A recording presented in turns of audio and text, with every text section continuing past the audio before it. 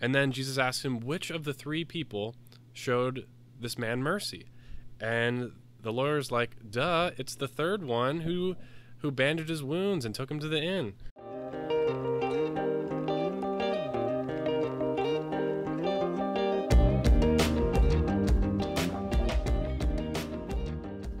In this reading, there's a lot of interesting things going on. So just to break it down for you, Jesus is speaking to a lawyer who knows the law of the Jews very, very well. And so this lawyer, like many of us, were like, how do I inherit eternal life? What do I need to do? Jesus, please tell me. It's like a desperate attempt to get into heaven. And so Jesus tells him, look, let's follow the commandments. Follow the first two most important commandments, which are to love God and to love your neighbor as yourself. Everything else follows those two main commandments. And so this lawyer is still confused. He's like, who's my neighbor? And Jesus has to clarify with a parable. And this parable is very telling. There's a lot of symbolism going on. The inn in the story that Jesus is telling, the inn represents the church. And so the Samaritan takes this broken, beat down human being, sounds like a lot of us today, just beat down by the world, actually robbed and stripped and beaten. And the Samaritan, who's not even a Jew, who's not even someone who associated with Jews, and Jews didn't associate with the Samaritans, goes to him and bandages his wounds. We get the phrase Good Samaritan from this. And then Jesus asks him, which of the three people showed this man mercy? And the lawyer's like, duh, it's the third one who bandaged his wounds and took him to the inn.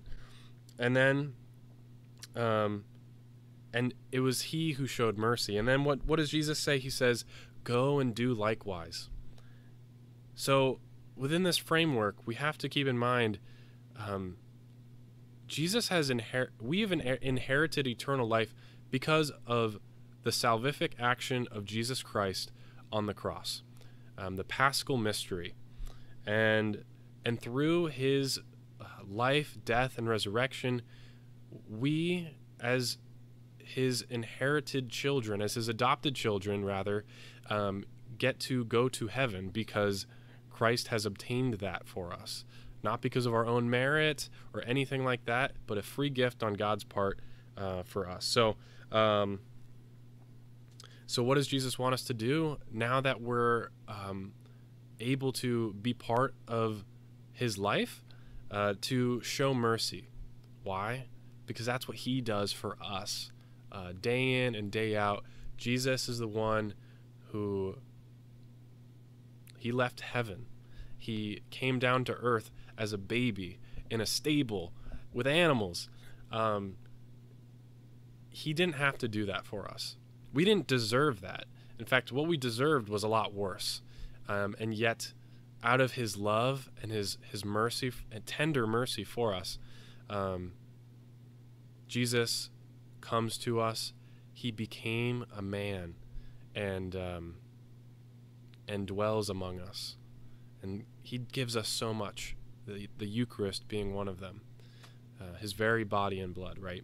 So as his followers, as Christians, those of us who have turned away from sin and have turned towards God, we have a responsibility. And that responsibility is to do what Christ has done for us. Blessed are those who show mercy, for they will be shown mercy.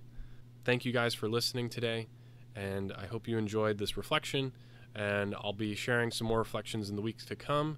Please like, subscribe, comment to our Youth Apostles page, where you can get a lot more meditations and things from us. God bless you all, and have a great day.